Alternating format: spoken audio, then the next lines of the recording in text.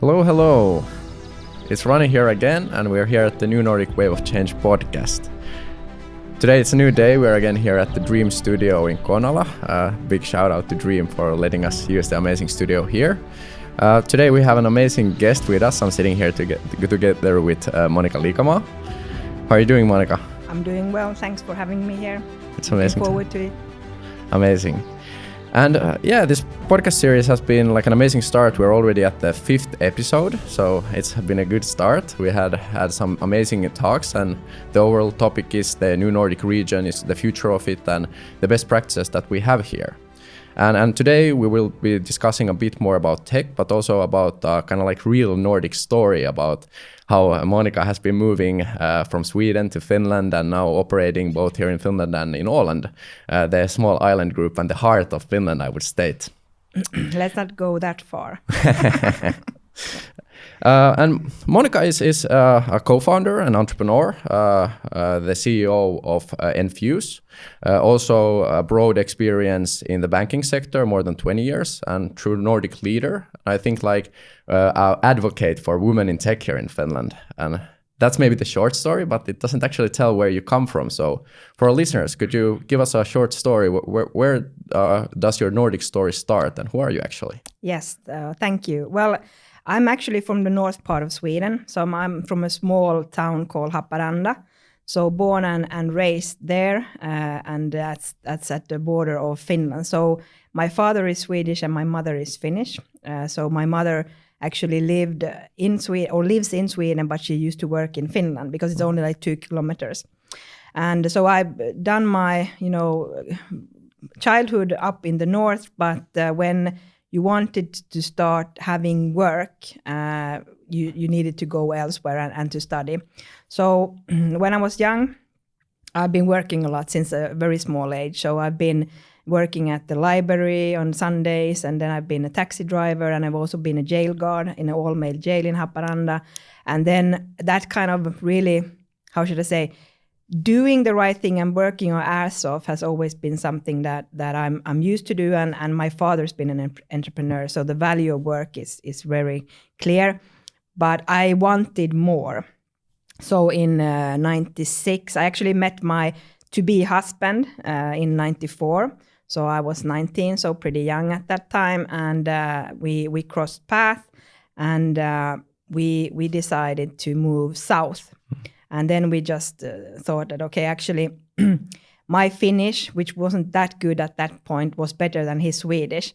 So it was quite easy to then take the Finnish route. And I got my first job after my graduation from system architect at Capgemini in Finland. And this was in 1998. And that was the beginning of the dot-com boom. So I see a little bit similarities to the dot-com boom as we have today with the fintech hype and all these VCs going around. And then I started up as a developer, was working in Finland, in Helsinki region. But then it was a lot about trying to be international, but it really wasn't. So a lot of Finnish requirements. And then I was like, no, I want to live in Finland, but I want to work with Swedish. So I applied for a job as a network planner at Telia, so telco, and came into the telco industry. And I was living there, the dot-com boom, which was crazy. We were bought and sold, I think, 3-4 times. So I went to Telia, Finland, and in 2006, when I quit my job there and started my first business startup, I quit. I left the company called TDC Song. So it was the Danes that had bought us. There were a lot of things happening in between. So that was good. I learned a lot, did a lot of tech. So when I left, I was the IT manager of Finland at Telia, or TDC Song, and I was part of the Nordic collaboration group. And then I was starting my first startup, and with that startup, I actually ended up as a consultant at S Group. So S Group was building what became S Bank. And I actually started off as the test manager. So I was responsible for the whole building and testing of the to-be bank infrastructure. And there was it was an amazing project because they had hired the best So taking from different banks, people who really knew their shit and started building the bank. And I learned a lot. And since I'm, again, a person that likes to, get things done, we did a successful launch in October 2007. And then I actually, during the S-Bank project, I was pregnant with my third child, which was good. Otherwise, I probably would have been an alcoholic because of seriously hard times. So I got my third kid, which was Samuli. And then we were actually building a house, or the second house. So my husband is in construction. He works at SRV. And we had already built one house back in 2000, and now we were building our new house, or second house, the home that we live in now, because more kids, more space needed. And then I was presented with an opportunity from S-Bank that would I want to become the CIO and a management team member of the bank. And then we made a deal with my husband, or I always say that Pekka Ylihurula, the CEO of S-Bank, made me an offer that my husband couldn't refuse. So I went to S-Bank and he stayed at home with the kids while building the house. And two of the oldest one went to school. So I have 4 kids. Ida, she's 21. She's educating herself in construction, so becoming a construction engineer. And then it's Taneli, he's 19. And then it's Samuli, 13, and Ada, 11. So that's when I went to S-Bank. We did a lot of mergers and acquisitions and really scaled the bank. So when I started, we were 26, and when I left, we were I think a couple of hundred. And the reason why I left S-Bank was that I realized that I am a builder. I like big challenges. I like hard things. And we had done it. We had done a successful launch. We have bought Citibank's consumer lending business, migrated it, and everything was, and then it started to become business as usual. And then I realized that it's not for me. I want challenges, I want it to be hard.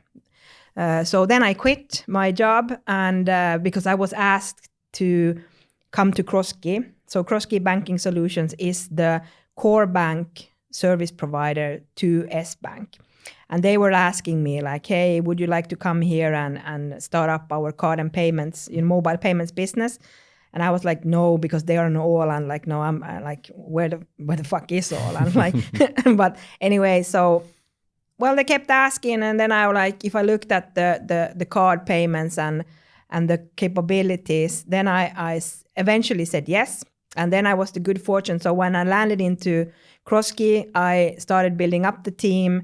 And then we got Elisa as our customer, so one of the biggest Finnish telcos, and we did Elisa Wallet a bit too soon. So we did an awesome wallet platform with contactless payments. The only problem was that contactless payment didn't work anywhere. So there was only one restaurant in Finland, Veruska, where they have one terminal that actually worked. So it was, again, this typical Finnish thing, too soon. Mm-hmm. And then before contactless was rolled out, it took 4 or 5 years. Today, contactless payment is big, but this was in 2012. So it was too soon. So anyway, we did a lot of good things. I built up an amazing team. And then I was okay, now we're going to scale. But then I think for me, the biggest challenge is that, and I understand it, is that Crosskey is owned by Ålandsbanken, which is a bank. So a bank has their way of looking at risk and money, etc. And I wanted to go global. I mean, world domination was why do it small when you can do it big? And then they were well, Nordics is enough. And I was okay, but then I don't have any more to give. And I didn't receive anything anymore because of the challenges was it was going business as usual. So then I actually quit, but I had started my MBA, so executive MBA at Hanken at 2014. So in 2015 I quit, but in 2014 I had started thinking about again, when I was an entrepreneur back in 2006, what could I do and how could I control the things I was working on, etc. And that somehow I put this milestone that in 2016 I'm either going to be a CEO or an entrepreneur, so that doing things that I can control and influence. And I think that's the good thing, that you really need to put up these plans, because when you have big plans, when you come to the crossroads where you need to choose the right or left, if you have the goal where you're going to, you will instinctively choose the path that takes you to that point. So when I look back now, I was a CEO and entrepreneur in 2016, because Enfuse was founded in June 2016. But I had no idea back in 2014 when I wrote that down, like, okay, in 2 years, this is what I'm going to be. But then just things happen. I grasped the opportunity. So I quit my job at Crosskey in October 2015. And since I had then 4 kids and shitloads of house loan, and in Finland we amortize, I know the Swedes don't understand the concept of it, but we pay back the loan. But anyway, so I needed to work for a living. So I downgraded, and then I actually got a job at Aktia. So I knew very well Kalle Pettersson. So he is now the CEO of Elo, but he was the deputy CEO of Aktia. And then I went there to do a small project, which became that we actually bought Elisa Lombakko and made it to Aktia wallet. And then by that, Christopher Rosqvist, who was heading the card payment, he took over that part. And then I took over the card and payment just as an interim. So finding the person to take over after me, because I knew I wouldn't stay at Aktia. So I only signed that kind of contract.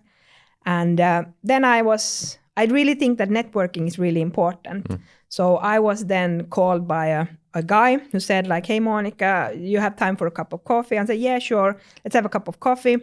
And in February, I think we had a cup of coffee, and he was like, would you be interested in becoming the CEO of a so-called neobank? So ST1, Mika Antonen, he was going to, start a bank, or that's the word, like bank. And I was like, no, I don't fit for. I knew that I didn't fit for one place, but then but how are you gonna run the infrastructure? Because I knew what that meant.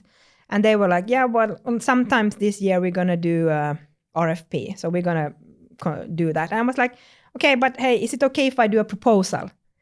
So, and they were like, yeah, sure, whatever. And then somewhere, I don't remember the exact date, but somewhere in April or something, I started calling my to-be co-founders. Hey, just a question. Like, if we were to do the things we've done, like, enable the issuance of money, but we would do it better, faster, and globally scalable, because world domination was kind of my end game at Crosskey. What would we do? How would we do it? And of course, like the small thing, I don't have money to put millions of euros into data centers. So how would we do it? And then my to-be co-founders, Tekka, they were like, public cloud. And I was like, nah, shit, that's not going to work, because nobody is there. So back in 2016, it feels like a decade ago, but back in 2016, no one in banking was running, sensitive data critical systems in a public cloud. And since I've been in banking since 2006, and I've been working with the Financial Supervisory Authority, I've been representing S-Bank, I've been representing Ålandsbanken, etc. I knew the requirements from a supervisor. They have the checklist that these things need to, be in place. And I was thinking like, okay, nobody has done it because they haven't got it approved, because they really don't know what they are talking about. So then I was like, okay, if that's the only way to do it, then let's do it. And I started negotiating with Microsoft and AWS. And the good thing is that since they were living in US time, I could actually work during the day and then work on what would become Enfuse during the nighttime. So kind of really, and that's why I look this old now. But anyway, so that's what happened. And then we came to an agreement with AWS, and they were, back in 2016, AWS had already been live 10 years with the cloud concept. So their security feature functionality were best at that point. So it was an easy choice. And then they made it easy with the financials also. And then for me, security and compliance, it's really in the backbone. I have always been working with things that matter. So in the telco industry, I was making sure that also these, 112 phone calls, emergency lines work. So that the routing, so that if someone, takes something down, that it actually works and people get. And now I was working with money, so people's money, so life and money. So then in the compliance side, I had also met a guy called Siske van Oosten. And in the card payment industry, there is this set of requirements that are governed by payment card industry data security standard. There's like shitloads of stuff that you need to comply to. And he had written the first draft. So that then I called him. He is at Verizon, and I called Siske like, hey, I'm going to do these things. I need your help. Can you help me? And he helped me. So I think one of the big things that I really learned is that just call and ask. I mean, like, what's the worst thing that can happen? Someone says no. I have never encountered a no. I will not help you. I have, though, encountered no, I can't help you, but I know who you could talk to. And I think that's the courage of just picking up the phone, because personally, I'm a person that always thinks that the worst thing can happen is that people die.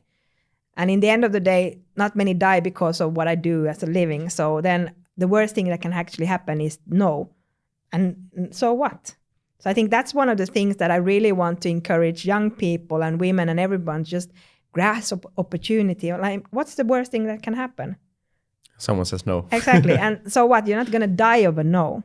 So that's in short. And that's how Enfuse was founded. So in 2016, June, we had the blueprint ready of what we want to be. So the first draft of what would become Enfuse. I think the biggest challenge was to actually find a name for the company. And what we came into, the official version is that to enable and to infuse the competence becomes Enfuse. But of course, the real story is like, we were like, let's be like the 5 stupid monkeys. I don't care. Can we just have a name? I'm really happy that it's Enfuse now. But I mean, like, that was the hardest thing. And also marketing and stuff. I mean, like, we are really good at what we do, the tech, but we really suck at stuff. So I'm happy now that we have hired marketing and are growing. And we did an offer. ST1 became our first customer. And I think a big kudos and thank you to Kim Vio. So the other owner of ST1, and he really believed that we could help them. And now we have actually a long-term relationship. We enable ST1 to launch MasterCard credit cards with Apple Pay in 3 countries, 3 currencies, and then also fleet cards, etc. So, and then it's grown a lot. I mean, like, we've grown a lot. So today, Enfuse is a company of almost 80 people. We have a little over 10 million end customers in our platform. We are currently focused a lot in Europe, so Nordics, Europe, and then in the Middle East. But now, of course, searching for scale and working to scale. And I think for us, really, the purpose, so I'm not going to build a third company. This is my second one. And so this is going to be the one that makes it. And I have awesome co-founders, and especially Denise Johansson, my co-founder. We used to work together at Kroski as well. Like, we are the yin and yang. We see the same things, and we work together to achieve the same goals, but we are different. And I think that's really important. So that, that's a short story long, or long story short, however you want to see it. Like, in so many ways, so insightful, inspiring. Like, what a journey. And I'll try to find like these kind of touch points where to start and where to start to ask. But like, the first thing there right in the start I grasped was this, like, that you worked at the jail, in Allmen jail. Could you tell about that? How was it to work as a woman there in the start of your career? It's kind of funny in that sense that if I look at my own daughter, she's 21. And of course, for me, she's a kid. But I was younger than her when I was working, and people were sitting for murder and drug and, these kind of things. But I never thought about it, and it was never a problem. So I think the structure I don't know. I think that's been one of the big things when I've been working in very male-dominated environments my whole life. And of course, that's why I blame that I curse a lot. It's not my fault, it's the environment. but I think I like since 12 years old, I've been answering on weekends the phone call at the taxi station, you know, in the nights and so forth, and working and making my own money. And then at the male jail, yeah, I don't know. It was good. I mean, you really understand that you have a job to do, and that you need to be able to get along with different kind of people with very tragic backgrounds also. Like there were some that had, you know, most of their lives spent in jail.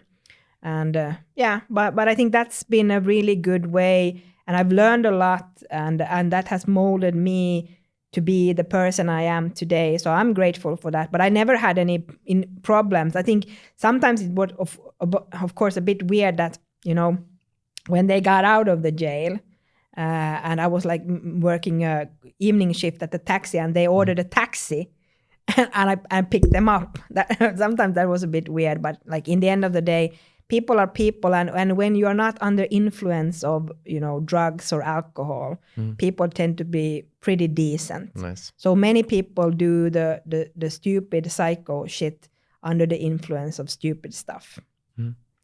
And I also think it's in a sense like a bit of a Nordic thing that you're able to do that in such like a young age, because when you go out to the world, you seldom see people like, especially like women working in these kind of prisons. Like correct. Yeah, but it's beautiful, and it's really beautiful that you took that step. And I think it's kind of like have molded you into the person you are today. And even though you might curse, you also do a lot of like amazing stuff. Yeah, but I made money. I think for me, really, that point, of course, like to be honest, it wasn't like, oh, I'm going to go here. I also wanted actually to be a military officer. Okay. So that was my dream. But then the Swedes started taking down the defense forces, and now they're starting to build it back again. And of course, I'm grateful that I'm not there anymore. But that was kind of my dream. Or somehow, you know, the structure and getting things done and having a purpose has been really important if I like reflect on it. And why did I want to do those things? So I think those have been, and I'm just trying to find ways to do it in other places than in. Yeah. And then you started your life and your career in Haparanda. Yes. And it's pretty like cool to see that you're this kind of like, maybe people think you're a Finnish person based on the name and all the things you do. But then when you start speaking Swedish, it comes with this beautiful Swedish accent, which is like unique in a way. And I think like that's kind of like this equal position we can start life with. But you also talk a lot about the equal position you have with your husband and how that have like kind of helped you take your career in the space you want. So could you elaborate a bit on that? How has kind of like this equal positioning of the family allowed you to do all this stuff and move around that you have done? Yeah, like this. I am. If I look at our backgrounds, like the family backgrounds from me and from my husband, they are more traditional. Mm-hmm. So like, you know, the man comes with the food to the table and blah blah blah. But I do. When we were young, and as I said, sometimes I joke, and he's gonna love this comment, is that I can't believe how sane he is if I look at his parents and relatives. But he says the same about me. So it's like, I said that's why the environment plays a role, that we moved away together quite soon. So I was 19 and he was 20. And we built our life. So our support network is in the north. So it's 750 kilometers. So that's why when we have come here, we have had to make it work. And people are like, yeah, but Monika, how have you been able? People, if they meet me, some people don't even understand that I have kids, because I don't apparently, you know, behave or seem like a person. I love my children. I maybe don't like kids. Like, it's not like I want to be working at a kindergarten. I think that's an amazingly important job, and they are underpaid for, if you think about all the shit that they have to go through. I mean, like, seriously, actual shit. The kids shit in their pants and, you know, all that stuff. But yeah, it's been always, it's as we have this WhatsApp group, Team Liikamaa Oy AB. That's what we are. It's always been that. And also one thing that's my children's gonna love, but I'm really looking forward to that they move away from home, that we can be the two of us again. So it's like it's been a crazy 20 years. As I said, the oldest one, she's 21 now, and she has moved away. Yes, one down, 3 to go, and then Taneli, the oldest son, he will now, ylioppilasstudenten, college, whatever, graduate, and then and then he's going to the military. So he's going to the special forces in June. So yes, 2 down, 2 to go, and then we have the 2 younger ones. So there is a break. It's the same husband, but there's 6 years between the boys. So then we have the next round, and then I'm hoping like within 7-8 years, everyone should be out on their own. So I'm looking forward to this Sunday dinners when they come home and we eat together. So I think it's about how we build up, and I know that my sons should be better men because they have seen what equality is. And also I wish that my daughters don't become bitches and that they find good husbands or whatever partners. So I think that's the thing that I'm hoping. And I have to say that I know that I'm a good mother, and the reason why is this.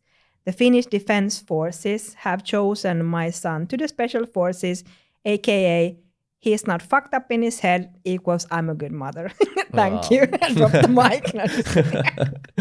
Oh, it's true. They have this crazy test, as they call it. I also got through it. So. Yeah, exactly. Congratulations for that. Thank you. Really cool.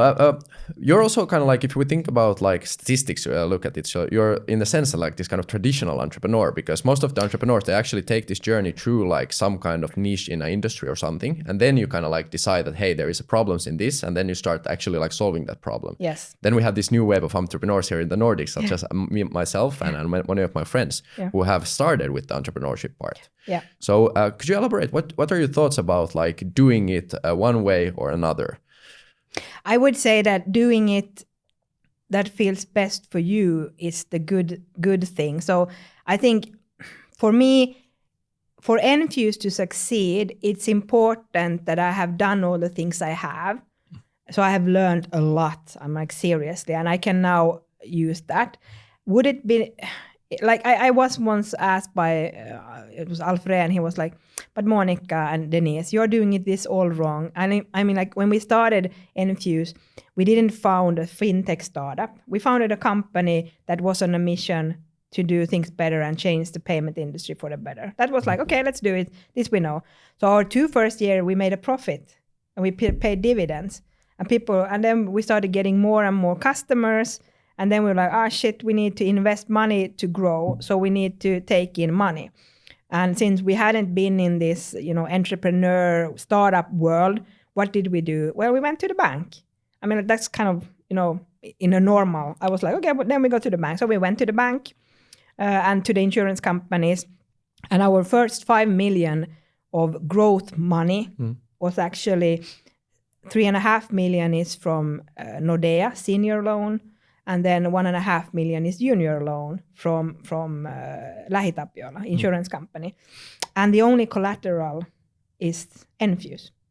So we have built the company by them to a level that the bank trusted that we know our shit. And they actually gave us a loan with good, so margins and everything. So that's how it started off. And then, we grew even more. And I was like, shit, we need more money. And then we started looking at, okay, but what is this VC stuff? And since we are a bit traditional, so we like to move fast, but we want to have as much data as possible to do the decisions. So me and Denise did a small journey. We did 2 years ago, actually, at this point in time. We took a tour and we met 97 VCs globally. So we went to US first to the Bay Area and then to New York and Boston. So we met, big VCs. We talked with Insight Ventures, we talked with Oak Battery, etc. And then we went to Europe, we met EQT Venture, Northorn, you name it, everyone. And then we ended up with Maki VC. Maki, so a very small startup VC. And that was actually because in I don't remember exactly, but somewhere in October 2017, when Maki was about to be founded or had been founded, we were as Enfuse contenders for the Hanken Award, Inspiration Award, which we won in 2018. But Pirkka Palomäki was somehow involved in the jury. And me and Pirkka started talking at some dinner, and then we were in this round and we were talking about it. And then we started talking more and more. And then when we were there to actually take in money back in 2019, I wanted someone I could trust. Because, as I said, I know my shit, but I hadn't done the, funding rounds, etc., and neither had Denise. So we chose Maki because of Pirkka and Ilkka. I hadn't known them before, and I've been to Slush, but that's not for me. I mean, like, I like the side events, but the actual thing is like, too much noise, too much sound, where's the drinks? And so what, you can go to the sauna at home. So, but I think it's an awesome event, but it's not just for me. So our CTO, they're like, awesome. I said, yeah, go there. I don't. So I hadn't known Ilkka and Pirkka from whatever they had, and hadn't been in this, scene that I'm more into now, of course, because I know people. So the trust was there. And then we did a deal, and they came in with the next round of money. And then we were building our service. So, when you scale a company, especially in the Nordics, and when you are this young/old, you want to have things that matters. And then we were looking into what do we do as the core business, where we are allowed to store and process payment data, sensitive data. That's what we have all the certification. That's what we do. And if we look at what is that? Well, that is actually evidence on what you have bought. So payment transactions equals what you bought and where you bought it and how much it cost. And what you buy is what you consume, and what you consume is what emits CO2 emissions. And then we were like, okay, how could we were looking at, and I said, Åland Index is really awesome, and Duconomy is a great company, and there's a lot of these, carbon calculators and stuff. And I say kudos to everyone, because in my opinion, you are either part of the solution or you're part of the problem. So either you do something to beat the climate change, which is like tenfold worse than whatever COVID will be. And then we're like, okay, but we could actually make a difference. So in 2018, when we were part of the MasterCard Lighthouse program, which we won, because I like winning. So when we do something, we go in to do it. Then the concept that became My Carbon Action was born. And we launched it at Slush. And I was actually the only other Finn invited into Beijing at the same time. So both me and Jan Vapaavuori was actually not attending Slush, even though we both would have wanted it to. But we were in Beijing at the New Economic Forum, where we had Bill Gates and Henry Kissinger and those. And there we launched My Carbon Action. And that's how Tencent got involved, because Tencent was there, and Tencent was also here in at Slush in Helsinki. So Dr. Ling Ji, she is an amazing woman. She's now in our board, but she's Oxford PhD in quantum physics, and she's the Tencent representative in Europe. So Denise met her at Slush. Then I flew to London to meet her, and I think it was really a connection. We found, I think, so when you find a VC, it has to work. The chemistry. There has to be something that you see the same, and that's how Tencent got involved. Because some people like, yeah, okay, but Tencent, 7 million. That's like probably peanuts money. They do €1 billion investment, like when they bought Supercell, etc. But in the end of the day, for them also, it's about how to make an impact. And that's how the funding story so far. So now we are really going for scale. And My Carbon Action is a value-add service for us. You can buy it standalone. We've done some collaborations with, for example, Rabobank in the Netherlands. But still we are focusing on making a change with every payment. So from payments to purpose is what we talk. So I think it's like, when it comes to climate change and the climate crisis, I think the time for talk is over and the time for action needs to be. So let's stop the bullshit and let's start doing stuff. to beat it. Really, really, really inspiring and like amazing people on the road, amazing connections. Yes. And I think like this highlighting networking actually like Yes. that opens doors you never would even know that would open Exactly. otherwise. So just shortly, like still to sum it up, so how would you like explain Enfuse in one sentence? As I know this is kind of like that kind of business that is not that traditional. It can be hard for people to understand. So your like easiest way to explain, what do you actually do? Yes. We enable companies like banks to give out payment methods. And I know that sounds like I don't understand. So what it means is like whatever bank you have your money in, you have a way to access that money. Exactly. So you have a card or Apple Pay or Google Pay or whatever. We are the ones to have the account. So we hold it on behalf of and we do the transaction. So if you have a payment card and you go and pay at, a point of sale at a shop or e-com, you put in either the card number or then you put the contact, the tap and go. What happens is that in order for you to have the plastic in the hand or the Apple Pay, that's us. Of course, not for everyone, which I wish we would, but like for a bank, like Rocker is our customer and Pleo and like that.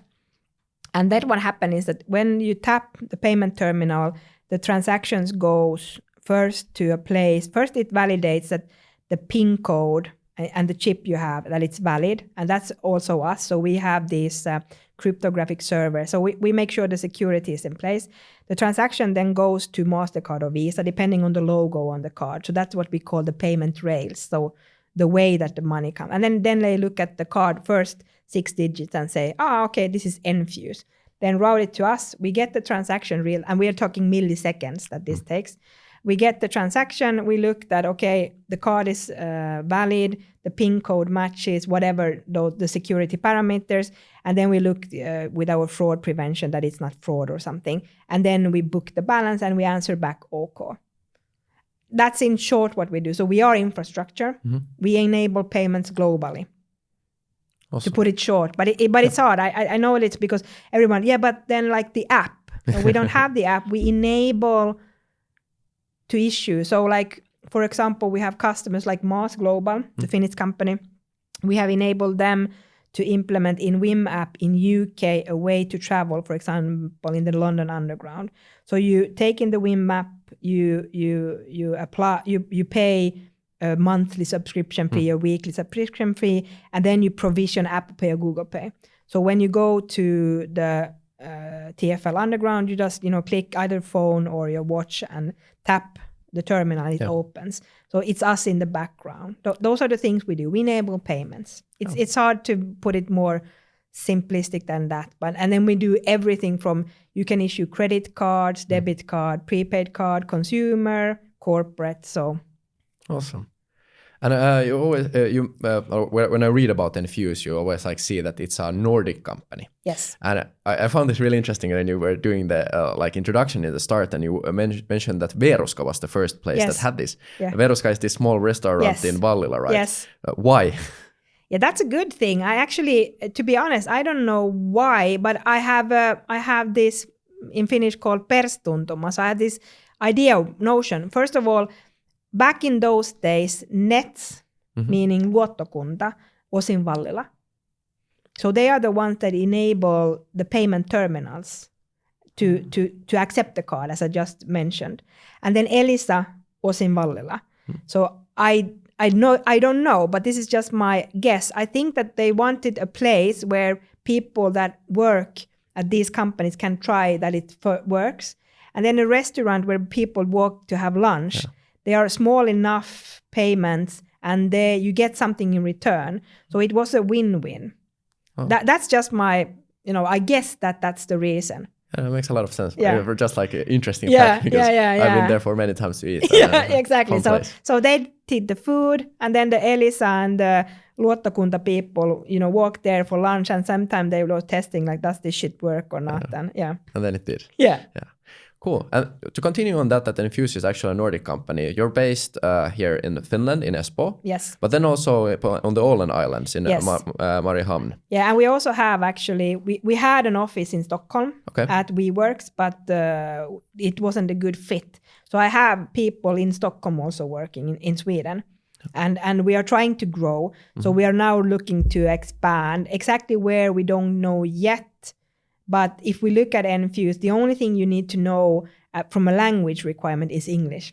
So we have 10 nationalities currently, and we're trying really to import good people because, I mean, living in the Nordics, it's like winning in the lotto. It's, clear air, clean air, and et cetera, et cetera. So I am really struggling also with the things like we have good people wanting to move here. And one case we had is like a person joined us, and it was hard to open up a bank account, which means that it's hard to pay salaries. And then his family was actually, it was just before COVID hit. They were living at a place. They were renting this place with furniture, and then that went bankrupt and closed down. And then I think the good thing with us Finn is that we trust each other. So then they needed to get a rent, but since he hadn't a bank account, we couldn't pay. So we're like, oh shit, how do we get this happen? I think this is really where the Finns need to step it up, the government, to get these people that we want to have working here and want to come and work. We need to be able to do the paperwork faster because it was embarrassing. I was like, it was Friday evening, and me and my co-founder William, we were calling. I said like, yeah, but they can move, they can come to us to live or whatever. I mean, like seriously, a good person sitting in this scenario. But then the place that they were starting to rent, they were like, yeah, but we trust that you will pay. So just move in, because they were out of, a roof. So we're like, we're going to fix it in some way. But I think this is a challenge to really step it up when it comes to helping good people move in. Yeah. And I was just this week invited to this group called Migri Reform, and we have a lot of problems with this. Like right now, actually, like we talk about Finland and the Nordics being the best possible place to come to work and live, but then when you come here, you're actually not allowed to stay or do stuff. It's actually hard. Yes. So what do you think we could do about this? I think it's just it's a process fault and an ownership fault. So can we just have someone that we say, okay, you're responsible, make this shit work, and then you make it work? Because I think the problem is always when you silofy. I think that's the problem with governments, and it's a problem with big corporates. When you get people that say, ei kuulu mulle, it's not my responsibility, that's when you start losing. So I think this is just a problem. It's nothing that can't be fixed if the will to fix this there. And then someone comes and says, okay, stop the BS and having all this, I often find it funny when people are, yes, now we're going to fix this. And we are aiming to have it fixed by the next 3 years. I'm like, what the fuck is wrong with you guys? I mean, like, fix the first version and start improving. That's why I'm not a politician, but I have this dream that when I've made it and Infuse has become the company I know it can be, I know I will not, somewhere along the line, my capabilities to lead it will, diminish. And then I want to find someone that can take it over to the next level. Currently it's me, mostly also because of the money, but that we take it. And then someday I had this, like, in 20 years, I would like to be the manager of the Financial Supervisory Authority. Oh. Yeah.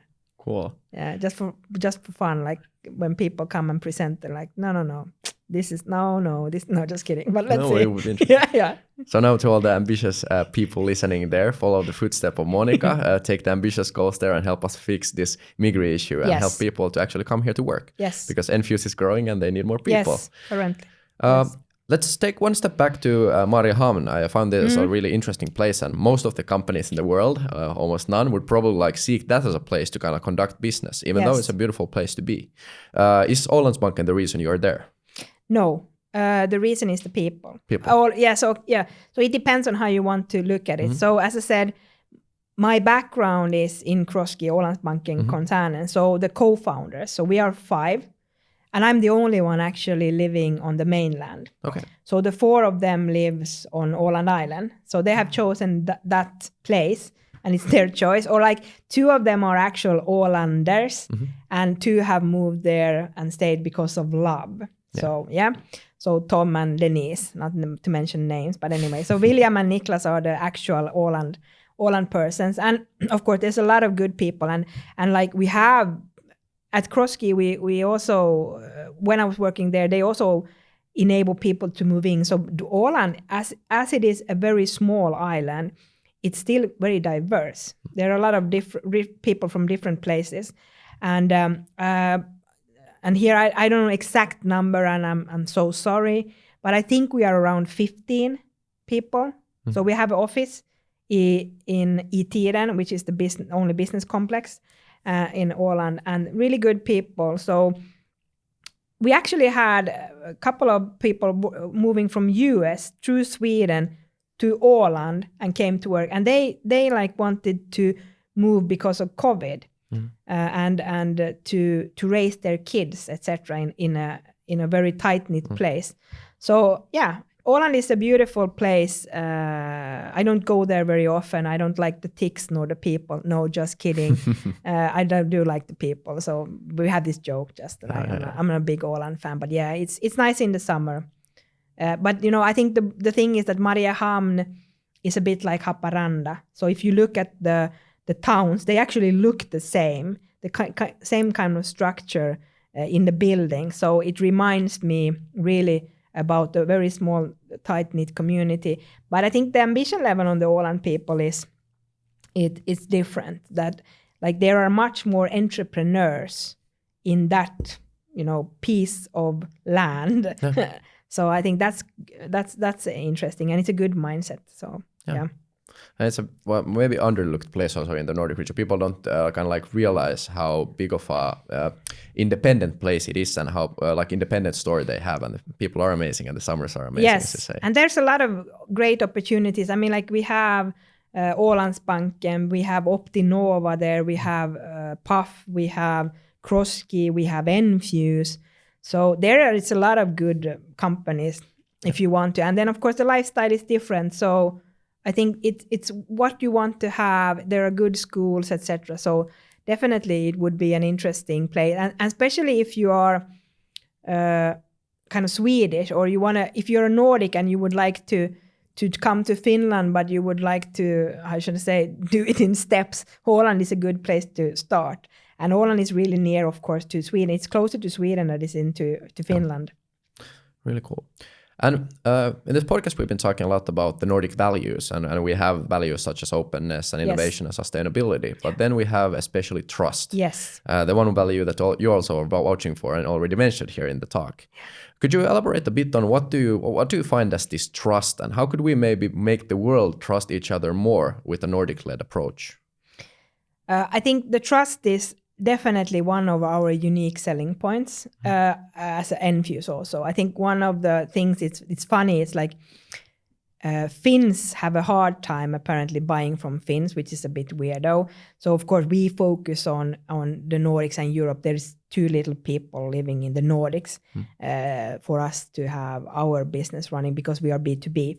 But if I look at what has happened in the financial industry for the past couple of years, and there was this major scandal last year, and this started unfolding in this point in time, which was Wirecard. So Wirecard was a company that was around 15, 20 years old. They had started off by doing to Deutsche Telekom payments, a bit like our background. And my background, I was like, yeah, Wirecard, that's what I want Enfuse to be. They were global, they were, listed company, and they were more valuable than Deutsche Bank. I was like, cool, awesome. And then it was fraud. So it's like, okay, not wanted to have that one. But if you just look at, there's amazing people working at Wirecard. And if I would have had money more, I would have bought something. Yeah. So there were players that bought up pieces. And of course, for us now looking to scale to Germany, I'm really looking forward to finding good people. So if anyone is listening has worked at Wirecard with fintech and payments, please DM me, because we're coming.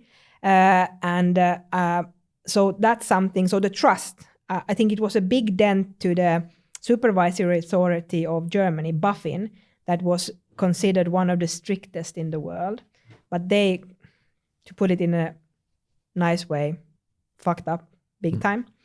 They were blinded by the success of Wirecard, and they started helping them against Financial Times, who were actually right about there were some inconsistencies. So that means that ding ding, Finland is one of the number ones. So the Nordic supervisory authorities are number ones now, because as company and culture, like as countries and culture, we are deemed trustworthy. We have least amount of corruption. And then we have very strict rules and guidelines. I often joke that Finland is like the Opus Dei of the world. So like we just sit and whip each other, even though we're the happiest. I don't know if happy and pain equals, the happiest country in the world. Well, anyway, that's another philosophical question. I think we need a couple of drinks to go into that. But I think that's a key element. So it's clean. We are clean. We are trustworthy. We are to the point. I know that people that meet me are like, either they like me or they get really confused. Yeah. and I think the older I get, the more direct I become, because I don't want to lose anyone's time. Exactly. So I think I'm trying to be polite by being direct. Someone can take it as being blunt, but I'm not trying to be an asshole. Yeah. I'm just like stating that if you want to have kids, don't be fucking in the ear because it's the wrong hole kind of language stuff. So that's something that we can definitely work on, and we should emphasize much more. And I can see that is one of the biggest parts. Like I have meetings this week. I've been talking with US banks, with European banks, with Japanese bank, etc. And it is really because we are born out of the Nordics. Yes. It is a key value. So we should really understand what we have. I think one of the things that we miss when being born here is that you become blinded about what you have. So go out in the world, like you do, the Ambitious Africa. I mean, like seriously, if you look at how things look in other places, you should be able to appreciate what we have. Yes. And why do that matter? Because you can bring to that part of the world something that we have. And when you can build the trust and trustworthiness, that's a good place to put in any kind of entrepreneurial things or build upon. Because if you can't trust each other, you will always be afraid of being fisted, and you will always be in defense mode. Yeah. I think, in my opinion, like well said there, because the Nordic model is kind of like a disease that we are infected with, but it's like this positive kind of disease. And it's like we are able to spread it if we make people understand that it's not bound to like the land masses we have here. Yes. It's bound to the mindset of the people. It's just how we think and how we perceive things. Maybe two kind of like... I think one thing though is like, and without being a party pooper, I think the only thing that we need to remember is that it is exactly that, but we shouldn't be too naive, because I mean, like, then you learn the hard way, and it can be painful. But again, you learn. So, but I agree with you 110% that it's a positive thing to infect in other people. Yeah, well, that actually worked as a good bridge to one of the last questions of today's talk. So, do you think like the Nordic region can actually work as a lighthouse to the world's biggest problems? I think like within Fuse already doing that, but how to kind of like overcome that naivety that we are not able to solve everything, but maybe we have the power to do it in some way? Yeah, I think we should stop talking and start doing. So as I think the climate change, for example, if we look at energy, etc., and people would probably be a bit confused here, but I was in the 5th grade, if I'm not mistaken, when Chernobyl happened, and I remember it was the same year that Wolf Palme got murdered as well, but it was like a bad February to April, and I think it was like 10-15 years that we couldn't eat reindeer meat. And, we're from the north, so we had this renskav, reindeer minced stuff in school. So, we saw that could be happening. But the things I know now and the things I've learned about energy and how we can lift things out of poverty and about the, emissions, I'm sad to see that we are taking down nuclear power instead of putting money into making it safe. Yes. And fusion and fission. That I think that's like you're fisting yourself. We are fisting ourselves as a humankind. And if we think about when we lift people out of poverty, what do they need? They need electricity, because they need lights in Africa. They need, fertilizer, etc., etc., etc. And for everything, we need energy. So the energy consumption, the coming 30, 40 years will be double what we use today. And like electric cars, everyone, electric cars, that's much better, because then, the CO2 emissions for fossil fuel cars will go down. But then the question is, how do we produce the electricity? So I really think that we could here have the lighthouse in a way that we could have this test and prove that this works. Because if you think about wind power and if you think about hydropower is really hard, because you need to have certain requirements to get it to function. And wind energy takes shitloads of space. So again, there are a lot of things that we could do. And I think like when we look at Sweden, and I really like all the good things that Greta Thunberg has done to really get us young, or us, you young people, and us not that old people, to wake up.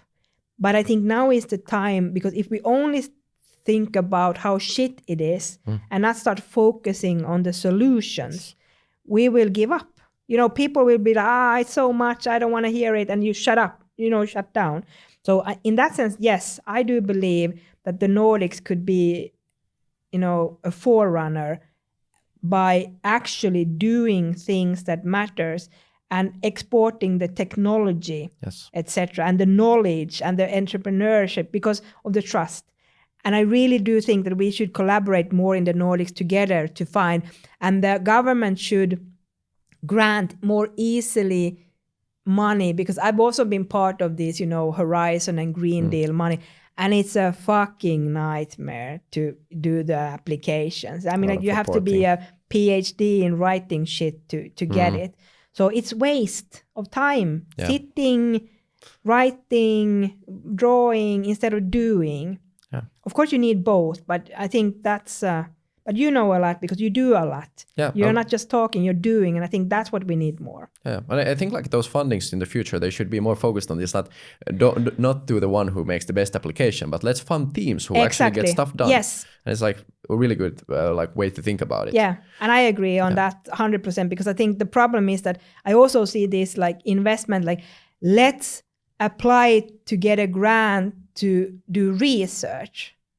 And then that's 3 years. And then let's do a grant based on the research or what. Yes, you need both, but do it faster. Time is running out. Yes, sorry. No, it's just amazing. And I think like maybe to sum up a bit of the discussion here, like what we maybe came up to or like conclude, the Nordic region could actually work as this kind of test bed for the world's biggest problems. We are we can take the risk here. Yes. We can actually do stuff and do it fast. Yes. And that is what the world needs. Yeah. And then how to distribute it is the big question. Yeah. So you have amazing things coming up. Enfuse is growing.